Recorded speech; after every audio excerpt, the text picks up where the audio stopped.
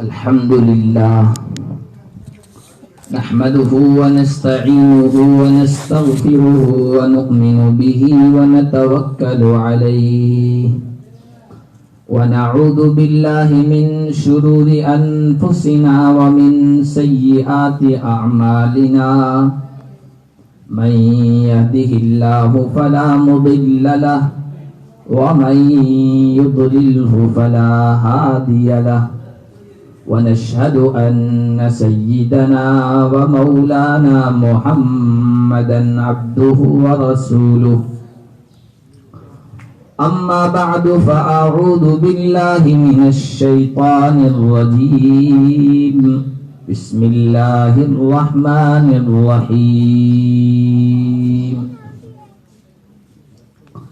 فاستجاب لهم ربهم أني لا أضيع عمل عامل منكم من ذكر أو أنثى وقال تعالى ولو أن أهل القرى آمنوا واتقوا لفتحنا عليهم بركات من السماء والأرض وقال نبينا وسيدنا وحبيبنا إمامنا في الدنيا وفي الآخرة وإمامنا في الجنة وربيع قلوبنا محمد المصطفى صلى الله عليه وسلم من كانت الآخرة همه جعل الله غناه في قلبه وجمع له شمله وأتته الدنيا وهي راغمة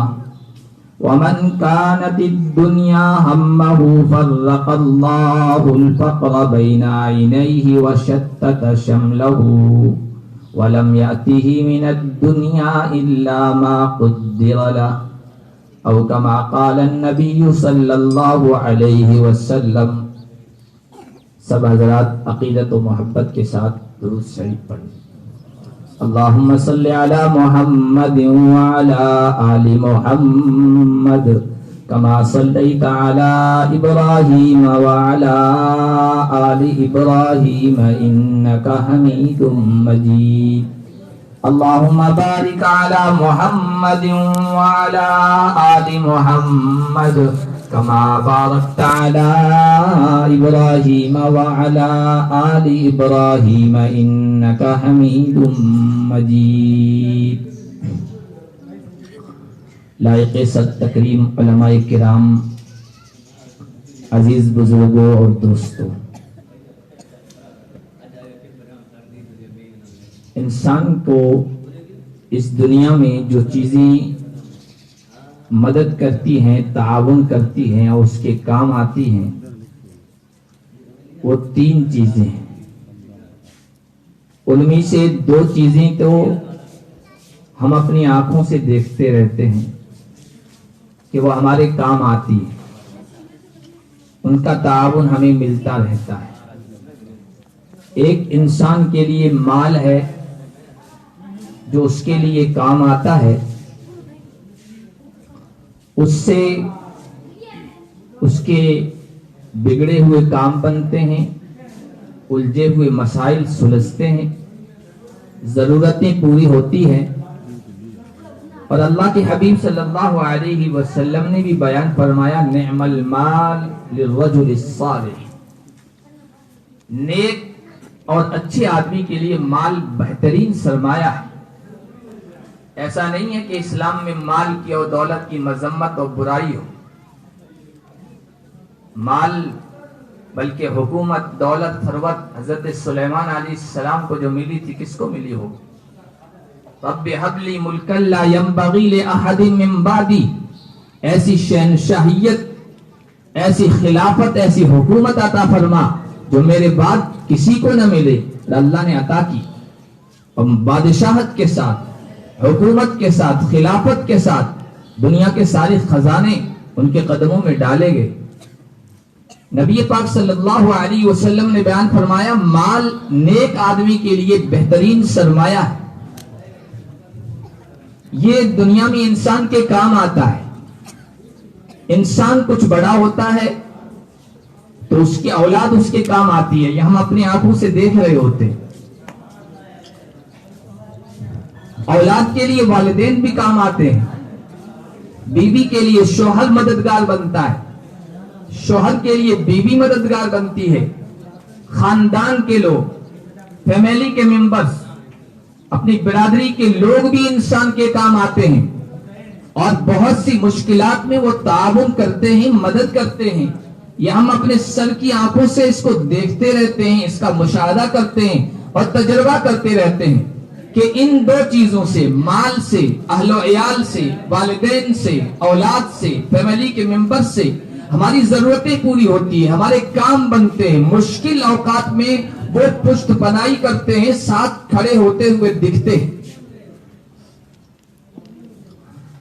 اسی لیے انسان مال کے حصول کے لیے، مال کمانے کے لیے، دولت اکٹھا کرنے کے لیے محنت کرتا ہے، محنت بھی اس کو محنت نہیں لگتی، مشقت محسوس نہیں ہوتی ہے، وہ سخت دھوپ میں، شدت کی گرمی میں بھی اپنا کام کرتا ہے، محنت کرتا ہے، مزدوری کرتا ہے، زراعت و کھیتی باڑی کرتا ہے، کارخانہ سنبھالتا ہے، جو دنیا کے معاش کے ذرائع ان کو سنبھالتا ہے، اس کو گرمی محسوس نہیں ہوتی۔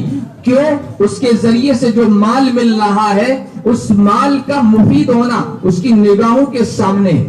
اسی لیے جب مال کا نقصان ہوتا ہے، گھاٹا ہوتا ہے، خسارہ ہوتا ہے، تو انسان کو یہ کہنے کی ضرورت نہیں پڑتی ہے کہ بھائی تیرا مال چلا گیا، تیری دولت ڈوب گئی، تیرا کارخانہ بند ہو گیا، تیرے جو ذریعہ معاش تھا وہ برباد ہو گیا، تباہ ہو گیا، تو غم لے لے، ٹینشن میں چلا جا، ڈپریشن میں چلا جا، پریشان ہو جا۔ کہنے کی ضرورت نہیں پڑتی ہے، خود بخود ٹینشن میں انسان چلا جاتا ہے، کیونکہ اس کا مفید ہونا اور اس کا فائدے مند ہونا وہ اپنے آنکھوں سے دیکھتا ہے۔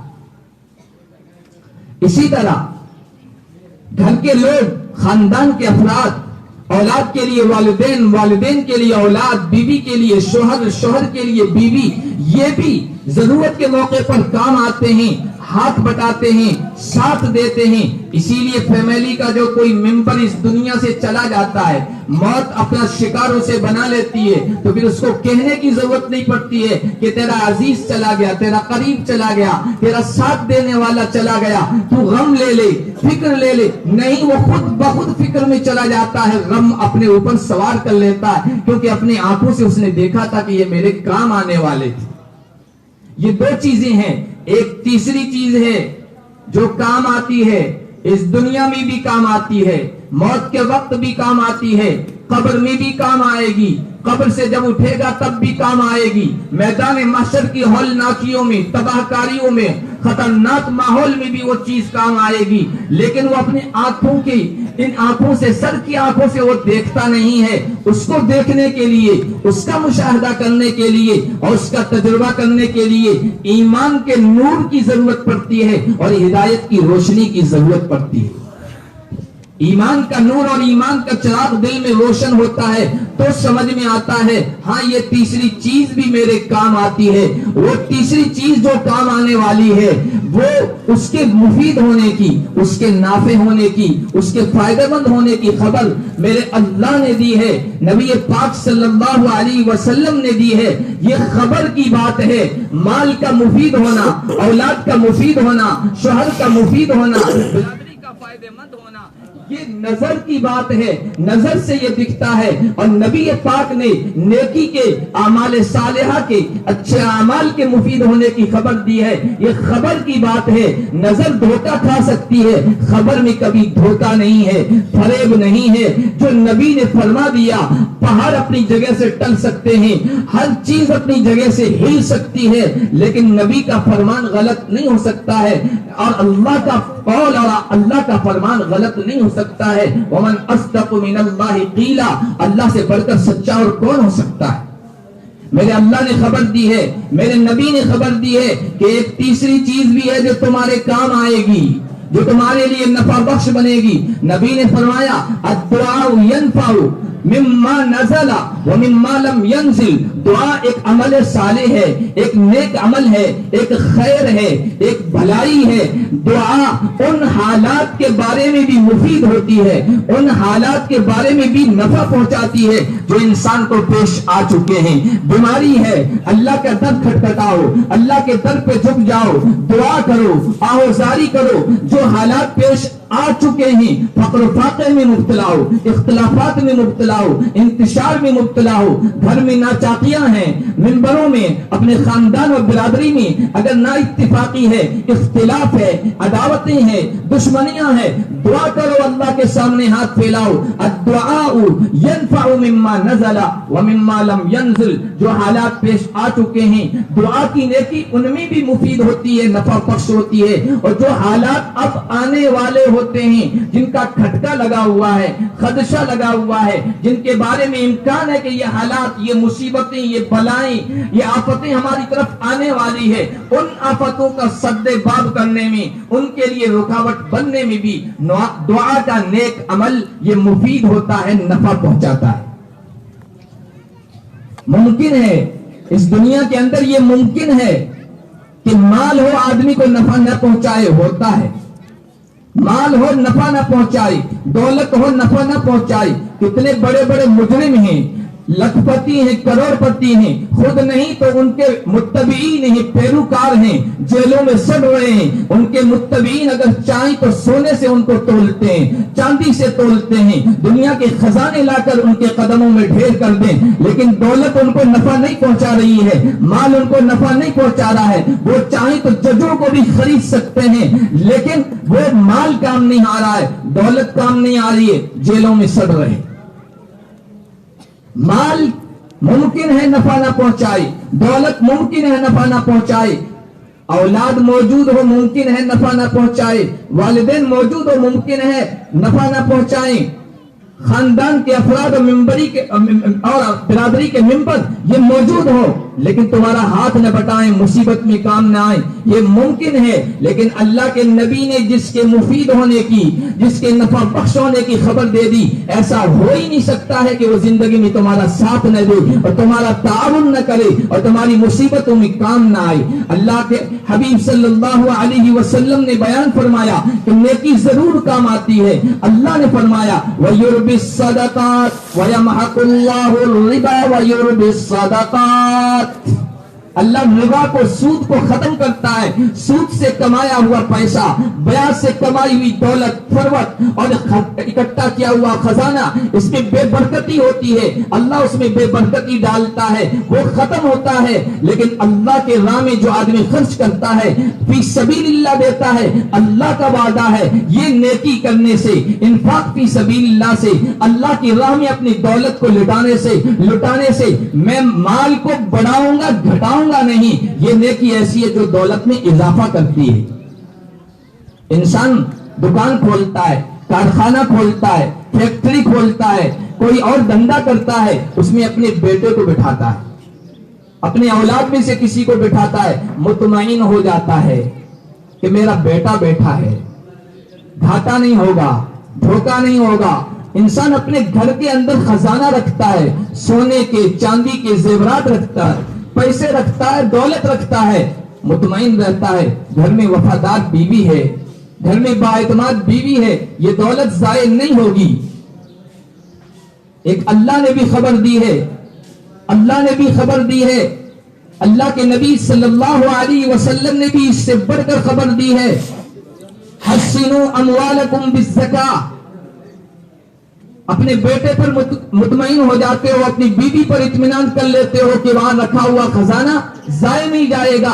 اللہ نے بھی خبر دی ہے، اے لوگوں اپنا مال محفوظ رکھنا چاہتے ہو، دولت محفوظ رکھنا چاہتے ہو تو زکوٰۃ ادا کرو، اللہ کے راستے میں خرچ کرو، مال محفوظ ہو جائے گا۔ انسان کے پاس مال ہے، دولت ہے، مال سے دوائی خرید سکتا ہے، دولت سے بہترین ڈاکٹر کا انتخاب کر سکتا ہے، بھاری سے بھاری فیس دے سکتا ہے، مہنگے سے مہنگے ہسپتال میں جا سکتا ہے، لیکن ضروری نہیں ہے کہ اس ڈاکٹر کا لکھا ہوا نسخہ بیماری سے شفا دے دے، وہ دوائی اس بیماری میں نفع بخش ہو جائے اور اس ہاسپٹل میں جا کر وہ صحت مند واپس گھر لوٹے، یہ کوئی ضروری نہیں ہے۔ لیکن ایک اللہ کے نبی نے خبر دی ہے، داؤ مرضاکم بالصدقہ، تمہارے مریض جو ہیں، بیمار ہیں، ان کا علاج صدقے کے ذریعے سے کرو، اللہ کے راستے میں لٹاؤ، اس سے یقیناً اسے شفا ملے گی، اللہ کی طرف سے اسے صحت ملے گی، یہ اللہ کے نبی نے خبر دی ہے۔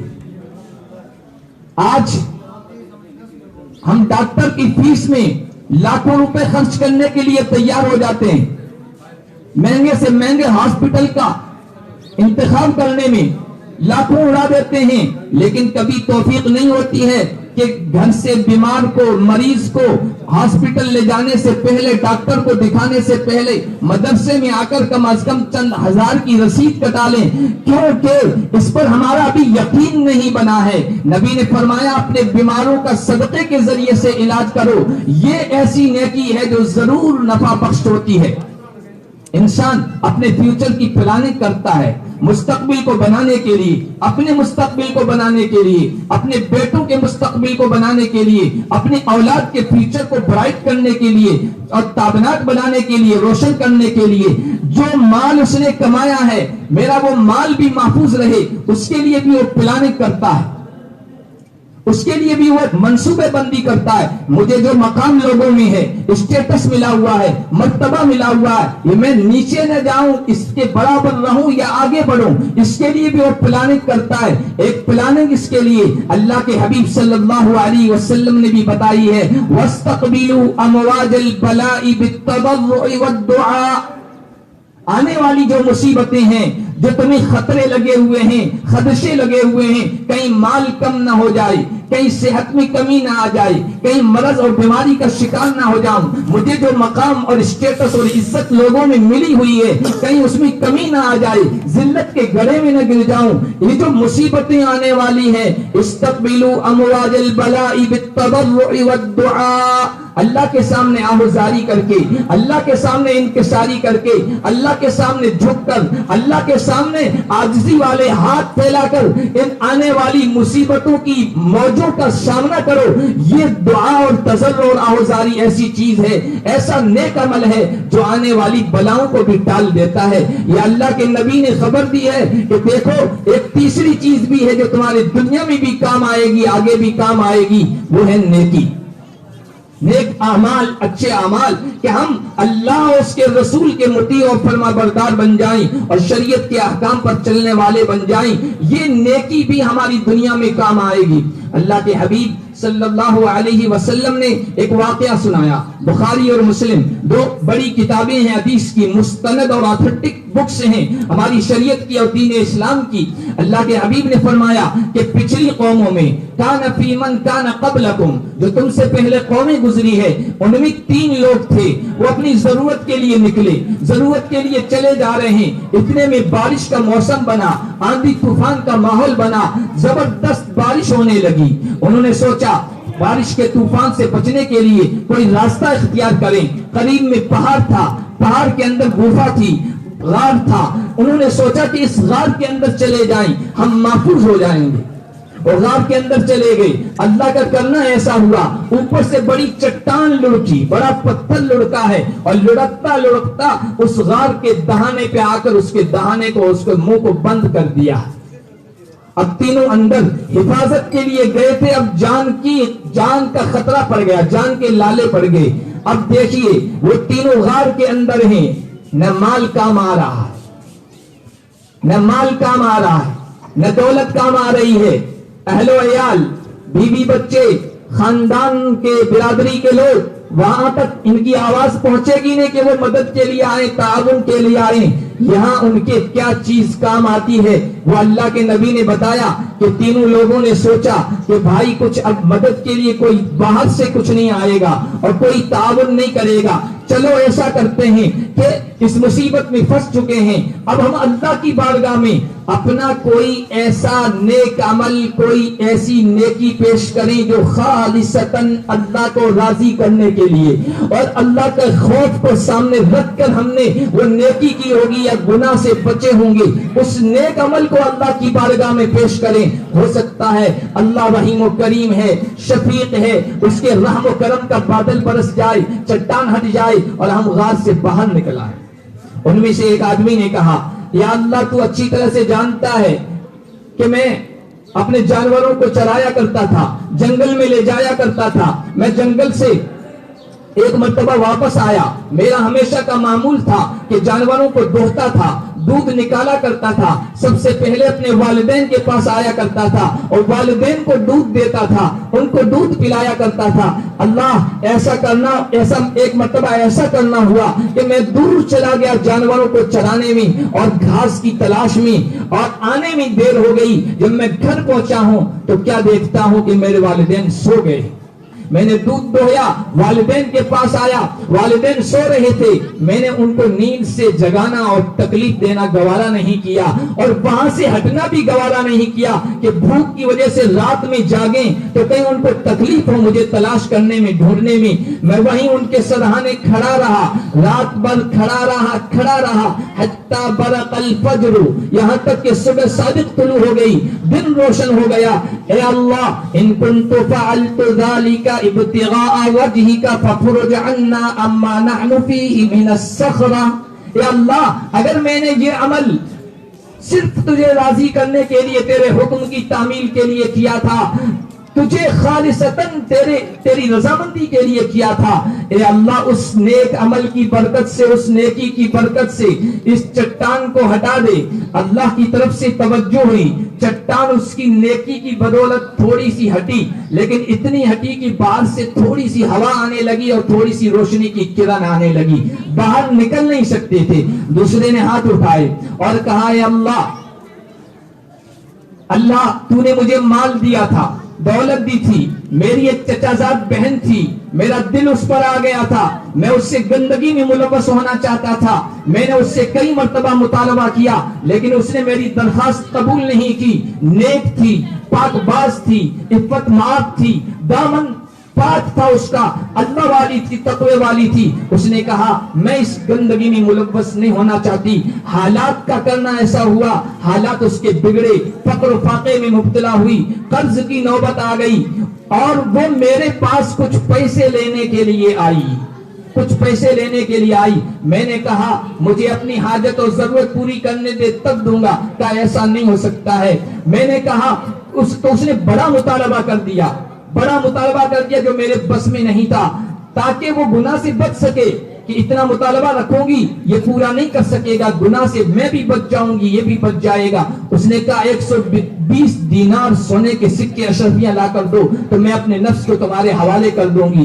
اس نے کہا اے اللہ میں نے بڑی محنت کی، ادھر ادھر سے وہ 120 اشرفیاں جمع کی اور لا کر اس کے پاس اکٹھا کر دی۔ اس نے وعدہ کر دیا تھا، میں نے شرط پوری کر دی۔ اب خلوت ہوئی، تنہائی ہوئی اور میں گناہ کی گندگی میں ملوث ہونے لگ گیا تھا اور اس کے قریب گیا تھا۔ اس اللہ کی بندی نے، اس خدا ترس عفت مآب عورت نے یہ کہا اتق اللہ ولا تفض الخاتم، ارے اللہ کے بندے اللہ سے ڈر اور میری عزت و آبرو کو خراب مت کر۔ اے اللہ تیرا نام بس آیا اس ماحول میں، برائی سے کوئی روکنے والا مجھے نہیں تھا، تیرا خوف تیرا ڈر میرے سامنے آ گیا، میں اسی وقت وہاں سے اٹھ گیا، گندگی سے بچ گیا اور میں نے 120 دینار اشرفیہ بھی واپس لینے کا مطالبہ نہیں کیا۔ میں نے کہا اس کو لے جا اور اپنی حاجت اور ضرورت کو پورا کر۔ اے اللہ ان کنت فعلت ذلك ابتغاء وجهك فافرج عنا اما نحن فيه من الصخرة۔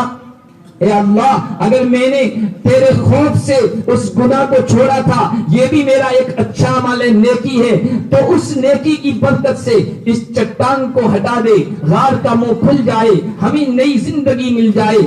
اللہ کا کرنا ایسا ہوا، چٹان ہٹی، روشنی اور زیادہ نظر آنے لگی، ہوا اندر آنے لگی، لیکن اتنی چٹان نہیں ہٹی کہ وہ باہر نکل سکے۔ تیسرے نے کہا، تیسرا مالدار آدمی تھا، پیسے والا آدمی تھا, سیٹھ جی تھا.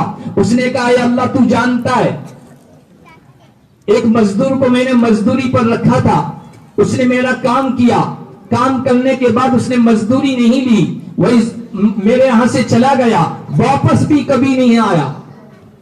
میں نے سوچا کافی دن ہو گئے ہیں, واپس مزدوری لینے نہیں آیا, تو اس کی مزدوری کو میں انویسٹ کر دیتا ہوں, آگے لگا دیتا ہوں. میں نے انویسٹ کر دیا, آگے لگا دیا. وہ تھوڑی سی مزدوری تھی لیکن اللہ نے اس میں برکت دی. پہلے میں نے کھیتی کی, کھیتی سے جو آمدنی ہوئی اس سے گائیں خریدی, گایوں میں جب زیادتی ہوئی برکت ہوئی, میں نے اونٹ خریدے اور جانور خریدے. جب جانوروں کی تعداد بڑھ گئی تو میں نے ان کی رکھوالی کے لیے غلام خریدے, اور پھر وہ سارا مال بڑھتا رہا. کئی سالوں کے بعد وہ مزدور بیچارہ آیا, وہ مزدور آیا میرے پاس اور کہنے لگا کہ بھائی تمہیں یاد ہے کہ میری مزدوری یاد رہ گئی تھی؟ کہ ہاں مجھے یاد ہے, ہاں مجھے یاد ہے. کہا کہ وہ مزدوری مجھے دے دو. اس نے سیٹھ جی نے اشارہ کیا, یہ جو وادی ہے, دو پہاڑوں کے درمیان یا دو دوروں کے درمیان وادی ہے, اس میں جو گائیں ہیں, بکریاں ہیں, جانور ہیں, اس میں جو چلانے والے غلام ہیں, یہ سب تمہاری مزدوری, یہ لے جاؤ. مزدور بیچارہ کہنے لگا یا عبداللہ لا تستہزی بی آتینی حقی, مذاق مت کرو, میری اتنی مزدوری تھوڑی تھی, میرا حق بس مجھے دے دو, میری اجرت دے دو. کہا میں تیرے ساتھ مذاق نہیں کر رہا ہوں, یہ سب تیرا مال ہے. وہ جو مزدوری تھی میں نے آگے لگا دی تھی, اس سے تجارت کی, اس سے کاروبار کیا, اللہ نے اس میں یہ برکت دی, یہ سب لے جاؤ. بڑا اخلاص والا اللہ کا بندہ سیٹھ جی تھا, ورنہ ہمارے جیسا ہوتا تو سارا مال لے لیتا, وہی 500-600 روپے دیتا. لیکن اس نے یہ سب کچھ کر دیا. پھر اس نے ہاتھ اٹھائے اس غار میں, اے اللہ اگر میں نے تیری رضا کے لیے, تجھے خوش کرنے کے لیے اگر ایسا کیا تھا, اس نیکی کی برکت سے اس چٹان کو ہٹا دے. حدیث میں بخاری و مسلم میں اللہ کے حبیب نے فرمایا فانفرجت الصخرہ, اس کا یہ کہنا تھا کہ چٹان اس غار کے دہانے سے ہٹی, اور وہ اس چٹان کے ہٹنے کے بعد غار سے باہر آئے اور انہیں ایک نئی زندگی ملی. یہ نئی زندگی کیسے ملی؟ اللہ کے حبیب نے فرمایا ان کے نیک اعمال کی بدولت ملی, ورنہ اندر سانس گھٹ کر وہ مر جاتے اور وہیں ختم ہو جاتے, موت کا شکار ہو جاتے. نیک اعمال کے بدلے اللہ تعالیٰ نے اس دنیا میں بھی انہیں نفع پہنچایا. یہ تیسری چیز بڑی نفع بخش ہے جس کی طرف ہماری توجہ نہیں ہے. مال کی طرف توجہ ہے, اولاد کی طرف توجہ ہے, دولت اور ثروت کے اکٹھا کرنے کی طرف توجہ ہے, لیکن نیکیوں کا ذخیرہ کرنے کی طرف توجہ نہیں ہے. اللہ کے حبیب صلی اللہ علیہ وسلم نے بیان فرمایا, جو آدمی متقی ہے, پرہیزگار ہے, دین اور شریعت کے مطابق عمل کرتا ہے, چھوٹا سا اس کا روزگار ہے, چھوٹا سا اس کا کمانے کا ذریعہ ہے, اس کی اولاد بھی بہت ہے, گھر کے افراد بھی بہت ہیں, لیکن چونکہ شریعت پر چلتا ہے, تقوی شعار ہے, اللہ کا خوف اس کے دل میں سمایا ہوا ہے, اللہ تعالیٰ اس کی چھوٹی سی اس روزی میں ایسی برکت عطا فرمائیں گے کہ سب کے لیے کافی ہو جائے گا. اس کا بھی نمونہ ہم دیکھتے ہیں دنیا میں. یہ آپ کو پسند نہیں آئے گا, عوام کو پسند نہیں آئے گا. یہ علماء کرام بیٹھے ہیں اتنے سفید کپڑے پہنے ہوئے, آپ تو کہتے ہیں یہ تو بک چھپا لیتے ہیں اور چلے جاتے ہیں. اتنا بڑا الزام ہے, اتنی بڑی تہمت ہے, اللہ پکڑ کرے گا. بکوں سے جو پیسے آتے ہیں وہ محتمم صاحب کے پاس جمع ہوتے ہیں, ان علماء کے پاس جمع نہیں ہوتے ہیں. تو محتمم کے کپڑے اگر وہ بھی نہیں غلط استعمال کرتا ہے, اس کے کپڑے اگر اجلے دکھیں, چمکے ہوئے دیکھیں, گھر بڑھیا دکھے تو کچھ سمجھ نہیں آتا ہے. حالانکہ وہاں بھی بدگمانی نہیں کرنی چاہیے. وہ اللہ کے دین کا خادم ہے, اور اللہ کے دین کے خادم کے لیے مشکات شریف میں حدیث موجود ہے کہ جو اللہ کے دین کا خادم ہے, فی سبیل اللہ کام کر رہا ہے, اسے چاہیے کہ ایک اچھا گھر بنا لے. شادی شدہ نہیں ہے تو اچھی بیوی گھر میں لائے. کام کرنے والا کوئی نہیں ہے تو ایک خادم اور نوکر رکھ لے. مشکات کی حدیث موجود ہے. وہ اگر دین کی خدمت کے لیے استعمال کر رہا ہے, آپ کو الزام لگانا اور تہمت لگانے کی کوئی اجازت نہیں ہے, گنجائش نہیں ہے. محتمموں کی بات چھوڑیں, حالانکہ میں سمجھتا ہوں کہ وہ بھی غلط استعمال نہیں کرتے ہیں, لیکن عام مدرسین ہیں, عام معلمین ہیں, یہ ائمہ کرام ہیں, عام علماء, ان کے بھی لباس آپ اجلے دیکھتے ہیں, چمکتے ہوئے دیکھتے ہیں. کیا تنخواہ ہے ان کی؟ 5,000 ہے, 6,000 ہے, 7,000 ہے. لیکن یا اللہ کے دین کی خدمت میں لگے ہوئے ہیں، اور آپ سے زیادہ الحمدللہ نیکی کا ماحول، خیر کا ماحول اور فضا ان کو نصیب ہوتی ہے، اللہ اس کی وجہ سے ان کے مال میں برکت ڈالتے ہیں۔ اللہ کے حبیب صلی اللہ علیہ وسلم نے بیان فرمایا کہ جو نیکی کی زندگی اختیار کرے گا، اللہ تعالیٰ اس دنیا میں اسے 2 انعام عطا فرماتے ہیں۔ من كانت الآخرة همه جعل الله غناه في قلبه وجمع شمله 2 انعام عطا فرماتے ہیں نیکی کی زندگی اختیار کرنے پر۔ یہ صرف علماء کے لیے خاص نہیں ہے، آپ بھی ایسا کر سکتے ہیں، اس راستے پر آ جائیں گے۔ میں یہ نہیں کہہ رہا ہوں آپ عالم بن جائیں، لیکن نیک بن سکتے ہیں۔ یہ عالم کے لیے نبی نے نہیں فرمایا ہے، نیک آدمی کے لیے فرمایا ہے۔ عالم چونکہ نیک بھی ہے، اس وجہ سے یہ دونوں انعام اللہ کی طرف سے اس کو ملے ہوئے ہیں۔ من کانت الآخرۃ ہمہ، جو اپنی زندگی کا مقصد آخرت کو بنا لے، نبی پاک صلی اللہ علیہ وسلم کی سنتوں کے مطابق اپنی زندگی کا نصب العین بنا لے، شریعت کے مطابق چلنے کا عزم، ہمت اور ارادہ کر لے، اللہ 2 انعام فرماتے ہیں۔ جعل اللہ غناہ فی قلبہ، اللہ اس کے دل میں مالداری ڈالتے ہیں، وہ دل کا مالدار ہوتا ہے، دل کا مالدار ہوتا ہے۔ جیب میں پیسے نہیں ہوتے ہیں، بینک میں بینک بیلنس نہیں ہوتا ہے، گھر میں خزانہ اور ذخیرہ نہیں ہوتا ہے، لیکن الحمدللہ چین کی، سکون کی نیند لیتا ہے، مزے سے زندگی گزارتا ہے، اندر تپش نہیں ہوتی ہے۔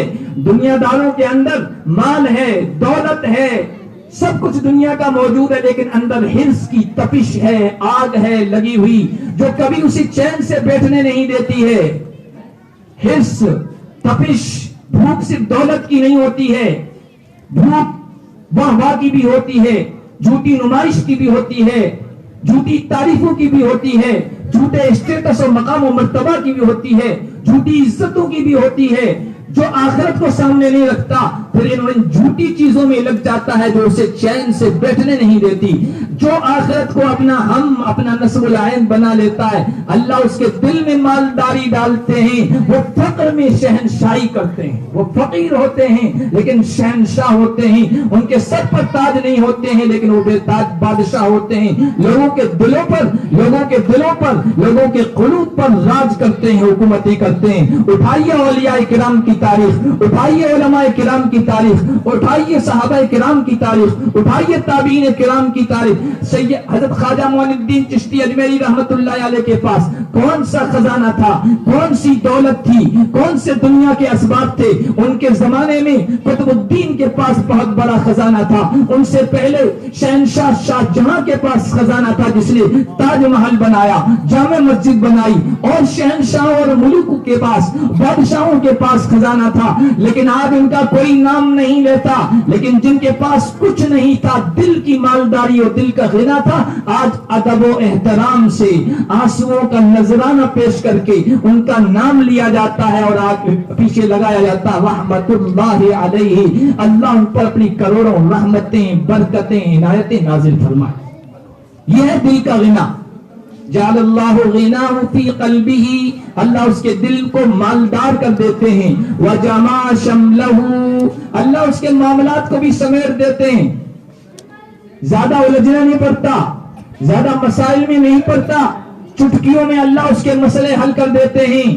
دنیا داروں کو جا کے دیکھو، کہیں پیسے پھنسے ہوئے ہیں، کہیں کنٹینر رکا ہوا ہے، کسی نے کوئی حق دبا لیا ہے، کسی نے کوئی مال دبا لیا ہے، معاملات کو اللہ تعالیٰ نے بکھیر دیا ہے۔ جو نیکی کی راہ پر آتا ہے اللہ تعالیٰ اسے یہ 2 انعام دیتے ہیں۔ اور آگے نبی صلی اللہ علیہ وسلم نے بیان فرمایا، اتتہ الدنیا وہی راغمہ، دنیا جھک مار کے اس کے قدموں میں آتی ہے، دنیا جھک مار کے اس کے قدموں میں آتی ہے۔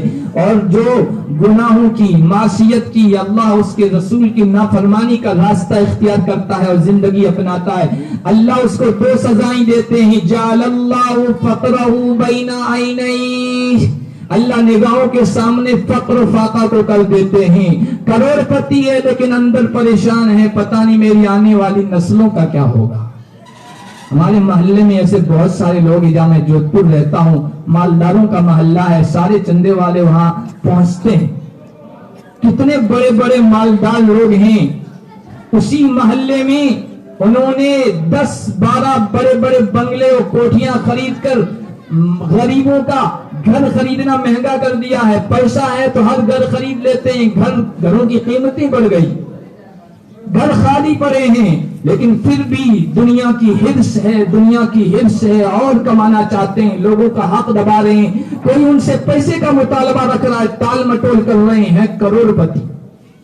جعل اللہ فقرہ بین عینی، اللہ فقر فاقہ نگاہوں کے سامنے کر دیتے ہیں، وشتت شملہ، معاملات کو بکھیر دیتے ہیں، کبھی مقدمے میں پھنسا دیتے ہیں، کبھی بیوی کو بیمار کر دیتے ہیں، کبھی کسی اور کو ہاسپٹل میں پہنچا دیتے ہیں، کبھی خاندان میں لڑائی کروا دیتے ہیں، یہ شتت شملہ، اللہ معاملات کو بکھیر دیتے ہیں۔ نیک آدمی کو اللہ روزی مٹھ بندی میں ایک بند مٹھ کر کے یوں دے دیتے ہیں، لے جا، اور ایسے لوگوں کو کہتے ہیں یوں بکھیر دیے دانے کے چن لے، اب وہ دانا چنتا پھر رہا ہے، پریشان ہے، شتت شملہ۔ آگے کیا فرمایا؟ وَلَمْ يَأْتِهِ مِنَ الدُّنْيَا إِلَّا مَا قُدِّرَ لَهُ، دنیا کے پیچھے ہائے دنیا ہائے دنیا ہائے دنیا کرتا رہتا ہے، دنیا تو اتنی ہی ملتی ہے جو اس کے نصیب میں لکھی ہوئی۔ وہاں تو فرمایا تھا دنیا جھک مار کے آتی ہے اس کے قدموں میں، اور اس کے پاس کہا کہ وَلَمْ يَأْتِهِ مِنَ الدُّنْيَا إِلَّا مَا قُدِّرَ لَهُ، دنیا اس کے پاس اتنی ہی آتی ہے جو اس کے نصیب میں لکھی ہوئی ہے۔ تو میرے محترم بزرگوں، اللہ کے نبی کا یہ فرمان ہے جو کبھی جھوٹا نہیں ہو سکتا، جس میں فریب نہیں، جس میں دھوکہ نہیں، کہ نیکی اس دنیا میں بھی کام آتی ہے۔ ایک صحابی ہیں، مسجد میں نماز پڑھ رہے ہیں، محلے میں آگ کا دھواں اٹھنے لگا، آگ کی لپٹیں اٹھنے لگی، لوگ دوڑے ہوئے آئے، کیونکہ ان صحابی کا گھر ادھر تھا، دوڑے ہوئے آئے، کہنے لگے آپ کے گھر میں آگ لگ گئی ہے، آپ یہاں اطمینان سے نماز پڑھ رہے ہیں؟ کہا میرے گھر میں آگ نہیں لگ سکتی، میرے گھر میں آگ نہیں لگ سکتی۔ کہا آپ کے گھر کے ادھر والے پڑوس میں بھی دھواں اٹھ رہا ہے، ادھر میں بھی پڑوس میں دھواں اٹھ رہا ہے، ادھر نقصان ہو گیا، ادھر ضرر پہنچ گیا۔ کہا ہوگا، ان کو ضرر پہنچے گا، لاحق ہوگا، مجھے میرے گھر کو میری کسی چیز کو نقصان نہیں پہنچ سکتا ہے۔ تھوڑی دیر میں خبر آئی کہ ان کا گھر محفوظ تھا۔ کہا اتنے یقین کے ساتھ آپ نے کیسے کہہ دیا تھا؟ کہا میرے حبیب صلی اللہ علیہ وسلم نے مجھے ایک نیکی بتائی، ایک دعا کا خیر عمل، اچھا عمل بتایا، کہ جو کوئی گھر سے نکلے اور یہ دعا پڑھ لے، جو گھر سے یہ دعا پڑھ کے نکلتا ہے اس کی گھر کی ہر چیز محفوظ رہتی ہے۔ مجھے یقین تھا کیونکہ میں یہ نیکی کر کے گھر سے باہر نکلا تھا، میرے گھر کو کوئی نقصان نہیں پہنچ سکتا ہے۔ میرے محترم بزرگوں اور عزیز دینی بھائیوں، صرف مال ہی دنیا میں کام نہیں آتا ہے، صرف دولت ہی دنیا میں کام نہیں آتی ہے، یہ نیکی بھی کام آئے گی، اور نہ صرف نیکی کرنے والے کو کام آتی ہے بلکہ آنے والی نسلوں کو بھی ان اچھے اعمال کا، اس کے نیک ہونے کا فائدہ پہنچتا ہے، آنے والی نسلوں کو بھی فائدہ پہنچتا ہے۔ اپنی مثال تو میں نہیں دے سکتا، لیکن لوگ دیتے ہیں، لوگ کہتے ہیں کہ آپ کا کیا کمال ہے، آپ کے دادا کی دعا ہے، لوگ کہتے ہیں آپ کے دادا کی دعا ہے، دادا کی نیکی کا اثر فوٹو میں آتا ہے، اور یہ لوگ کیا کہتے ہیں؟ قرآن کہتا ہے، قرآن کہتا ہے، قرآن کہتا ہے دو نبی، علماء بیٹھے، دو نبی کیسے ولی مان لیں، کیونکہ ایک قول یہ کہ وہ نبی بھی تھے۔ بہرحال دو نبی چلے ہیں ایک سفر میں، ایک گاؤں کے پاس سے گزرے ہیں، حتی اذا اتیا اہل قریۃ استطعما اہلہا فابوا ان یضیفوہما، ایک بستی کے پاس سے گزرے، بستی یہودیوں بے بادودوں کی تھی، بخیلوں کنجوسوں کی تھی، انہوں نے مہمان نوازی نہیں کی، کھانے کو کچھ نہیں دیا۔ پرانا رواج تھا، بستی میں کوئی آدمی آ جاتا تھا، اوتاق بنائے ہوئے رکھے ہوتے تھے، اور وہاں آدمی بیٹھ جاتا تھا، کوئی نہ کوئی کھانا لے کے آتا تھا، وہ رواج تھا پرانا۔ لیکن اس بستی کے لوگوں نے وقت کے دو نبیوں کو، یا ایک نبی ایک اللہ والے کو کھانا نہیں دیا۔ اس بستی سے گزر رہے، ایک دیوار ہے جو گرنا چاہتی ہے، ضائع ہونا چاہتی ہے، لڑک رہی ہے۔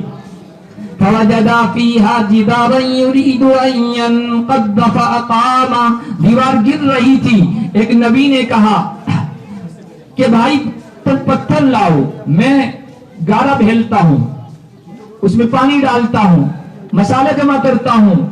ایک نبی پتھر ڈھو کر لا رہا ہے، دوسرا نبی پتھر دیوار پر رکھ کر اس کو چن رہا ہے، دیوار کو سیدھی کر رہا ہے. ارے بھائی اس دیوار کو کیوں سیدھی کر رہی ہو؟ کہ یہ 2 یتیم بچوں کی دیوار ہے.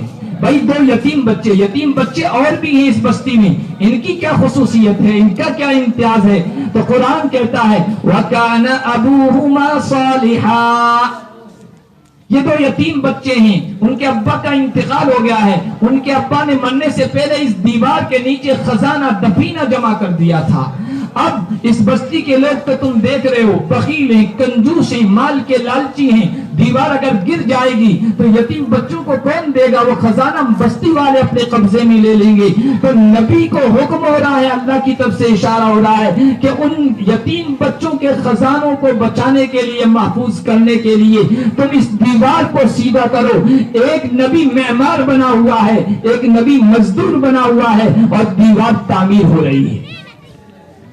کیا تھا کہ ان کے اوپر کوئی باپ دادا میں کوئی نیک تھا. ایک روایت یہ بھی ہے کہ 7ویں پشت میں، ابو کا مطلب دادا کو بھی ابا کہہ دیتے ہیں، تو 7ویں پشت میں کوئی نیک آدمی تھا. اس نیکی کا اثر ان یتیم بچوں کے اوپر پڑ رہا ہے. اللہ اس نیکی کی بدولت ان کے خزانے کو محفوظ نبیوں سے کروا رہے. اس لیے میرے محترم بزرگوں، جہاں دولت کے لیے کوشش کرتے ہیں، اہل و عیال کے لیے کوشش کرتے ہیں، اس کام آنے والے ساتھی کے لیے، سرمایہ کے لیے بھی کوشش کریں. یہ اس دنیا میں بھی کام آئے گا، آخرت میں بھی کام آئے گا. آنے والی نسلوں کو بھی اللہ فقر و فاقہ کا محتاج نہیں بنائے گا، فقر و فاقہ کا شکار نہیں بنائے گا. ایک واقعہ سنا کر، نبیوں کے واقعہ، حضرت ابراہیم کا واقعہ ہے، حضرت مریم کا واقعہ ہے، قرآن میں بھرا پڑا ہے، لیکن آپ کہیں گے وہ تو نبی تھے. میں ایک عام انسان کا واقعہ سنا کر اپنی بات ختم کرتا ہوں کہ اللہ نے ان کی آنے والی نسلوں کی کس طرح حفاظت کی ہے. نام ہے اس شخص کا عمر بن عبد العزیز رحمت اللہ علیہ. عمر بن عبد العزیز رحمت اللہ علیہ عیش و عشرت کے خاندان میں پلے بڑے ہیں.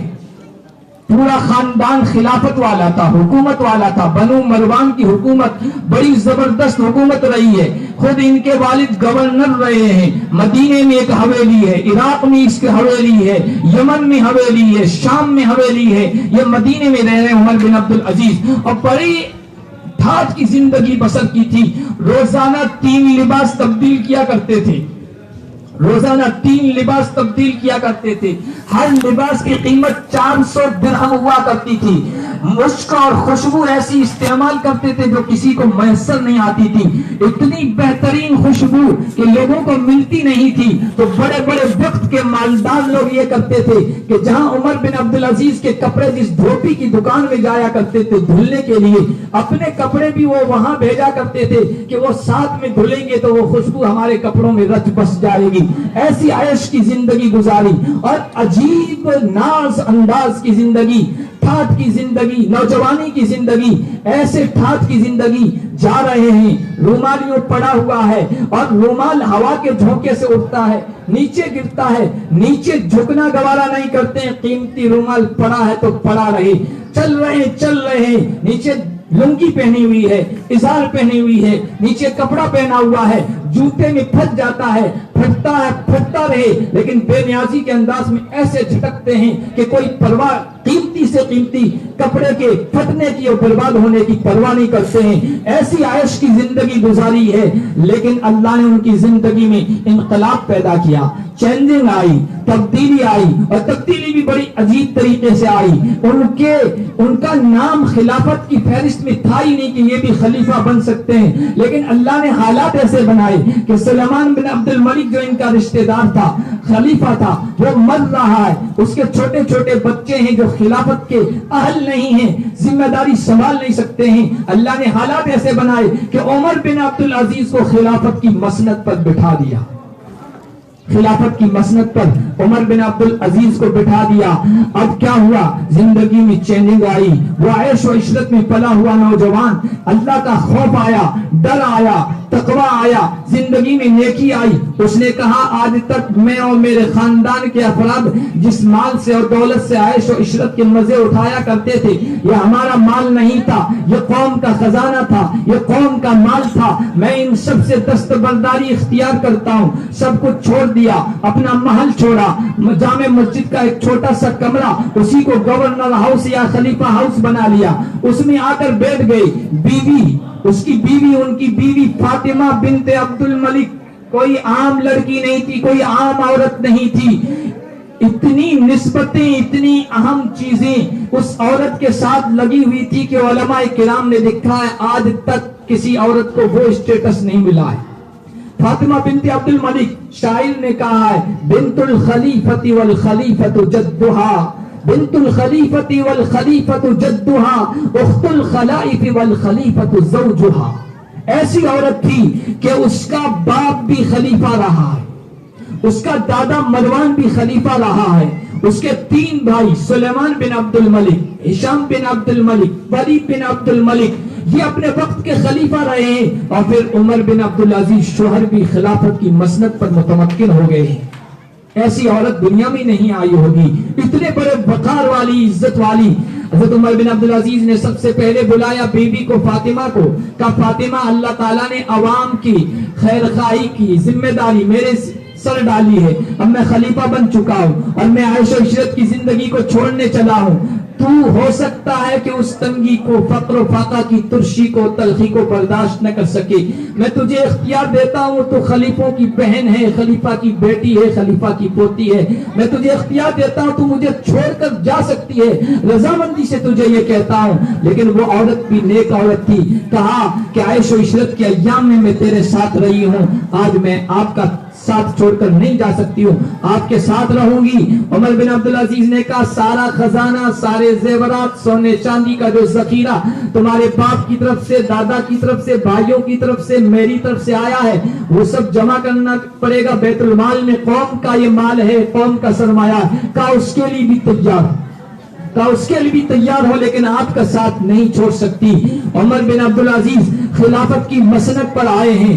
عجیب حکومت کی ہے، میں تفصیل میں نہیں جاتا جاتا، اب آپ تھک گئے ہیں. عجیب حکومت کی ہے، ایسے عدل و انصاف والی. صرف 2 سال حکومت کی ہے، صرف 2 سال. لیکن 2 سال میں ایسا ماحول بنا دیا تھا، ایسا عدل، ایسا انصاف، ایسی رعایا پروری، ایسا عوام کا خیال. کوئی زکوٰۃ لینے والا ان کے زمانے میں نہیں ملتا تھا اس نیکی کی برکت سے. لیکن اپنے آپ کو ختم کیا. اس دنیا سے جا رہے ہیں، ان کے بیٹے ہیں 11 بیٹے ہیں، اس دنیا سے جا رہے ہیں.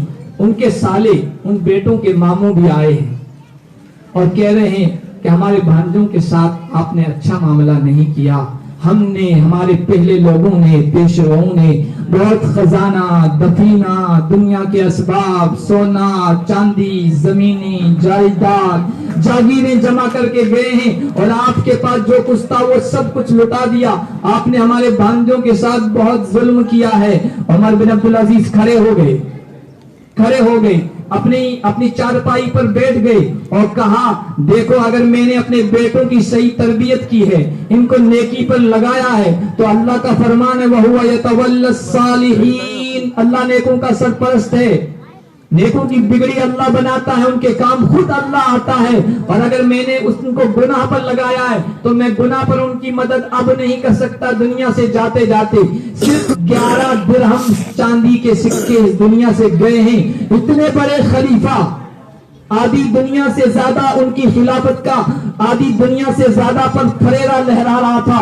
اتنا عجیب خلیفہ جس کی خلافت، جس کی حکومت سندھ سے لے کر طرابلس تک، ترکمستان سے لے کر افریقہ تک اس کی خلافت کا جھنڈا لہرا رہا تھا، اس دنیا سے جا رہا ہے 11 درہم چھوڑ کر. اس میں سے چند کفن دفن میں کام آ گئے، کچھ رہ گئے، 8 درہم رہ گئے تھے، وہ بھائیوں میں تقسیم ہو گئی.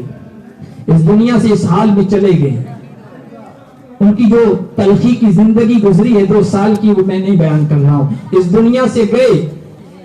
حضور کے خاندان ہاشمی، نبی کے خاندان کے ایک امام ہیں، امام باقر رحمت اللہ علیہ.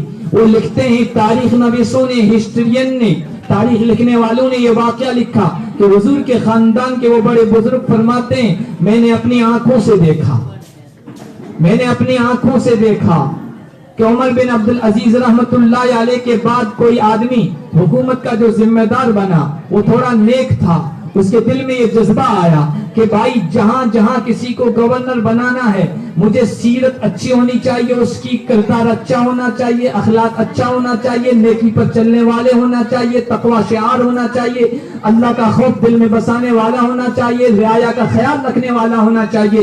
اس معیار پر ان کا کوئی آدمی نہیں اترا. اس نے ڈھونڈا, عمر بن عبدالعزیز کا ایک بیٹا ملا, اس کو گورنری دے دی. پھر دیکھا دوسرے بیٹے کو دے دیا. 11 کے 11 بیٹے 11 صوبوں کے گورنر بنے ہوئے ہیں. اور وہ خود بزرگ کہتے ہیں کہ ہشام کے بیٹوں کو, سلیمان کے بیٹوں کو, ولید کے بیٹوں کو, خلفاء کے بیٹوں کو جن کے باپ دادا جاگیری چھوڑ کے گئے تھے, میں نے اپنی آنکھوں سے دیکھا ہے کہ دمشق کی جامع مسجد کی سیڑھیوں پر بھکاری بن کر, فقیر بن کر کھڑے تھے اور کہہ رہے تھے یا عباد اللہ فی سبیل اللہ, اللہ کے بندو اللہ کے واسطے کچھ دیتے جاؤ. نیکی اس دنیا میں بھی کام آتی ہے. دوستوں اور بزرگوں, نیکی کیا ہے؟ پورے دین پر چلنا یہ نیکی ہے. الدین النصیحہ, دین سراسر خیر خواہی کا نام ہے. اپنے اندر خیر خواہی لائیے, اچھا ہم لوگوں کے سلسلے میں سوچیں, اچھے جذبات رکھیں. آج عجیب ماحول ہے, اپنے بھائی کے سلسلے میں بھی ہمارے دلوں میں نیکی نہیں ہے, اچھا جذبہ نہیں ہے. کوئی بھائی آگے بڑھ رہا ہے وہ دیکھنا بھی ہمیں گوارا نہیں ہوتا ہے. یہ دین نہیں ہے. دین تو سراسر خیر خواہی کا نام ہے. بھائی تو بھائی, دور کا تو دور, یگانہ تو یگانہ, بیگانہ تو بیگانہ. ہم مسلمان تو ایک زمانے میں ایسا ہوا کرتے تھے کہ جانوروں, چرندوں اور پرندوں کے ساتھ بھی خیر خواہی کیا کرتے تھے. اٹھائیے تاریخ, جب مصر فتح ہوا ہے, فسطاط نامی شہر آج بھی موجود ہے. حضرت عمرو بن عاص نے جو کمانڈر تھے, لشکر کے امیر تھے, ایک خیمہ ان کا بنایا گیا, بہت قیمتی خیمہ. وہ امیر لشکر کے باہر گئے ہوئے تھے. پیچھے سے کبوتری کے انڈا دینے کا وقت آ گیا. اندر کبوتری نے اپنا گھونسلہ بنایا اور اس میں انڈے دے دیے. لشکر کی روانگی کا وقت آیا, امیر اور قائد کمانڈر آئے ہیں. اندر کیا دیکھتے ہیں, کبوتری نے انڈا دے دیا ہے اور وہ انڈوں کو سی رہی ہے اور سینک رہی ہے, اوپر بیٹھی ہوئی ہے. لشکریوں نے کہا کہ امیر المومنین یا خلیفۃ المسلمین یا قائد الجیوش المسلمین جو لقب ہوتے تھے, کہا کہ ہم خیمہ اکھاڑ دیں. کہا کہ نہیں, اللہ کی ایک مخلوق نے, ایک کبوتری نے میرے اس خیمے میں پناہ لی ہے اور اپنے بچوں کو وہاں نکالنا چاہتی ہے. ہم مسلمانوں کو نبی پاک نے خیر خواہ بنایا ہے, ساری انسانیت بلکہ ساری مخلوق کے لیے. میں اس کا یہ خیمہ اجاڑنا نہیں چاہتا, گھونسلہ اور آشیانہ بکھیرنا نہیں چاہتا. یہ خیمہ یہیں رہنے دو. بعد میں وہاں ایک شہر بنا, اس شہر کا نام ہی فسطاط بن گیا. فسطاط خیمے کو کہتے ہیں. اللہ تعالیٰ سے دعا ہے اللہ پاک ہمیں نیکی والی زندگی اختیار کرنے کی توفیق عطا فرمائے. وآخر دعوانا الحمدللہ رب العالمین.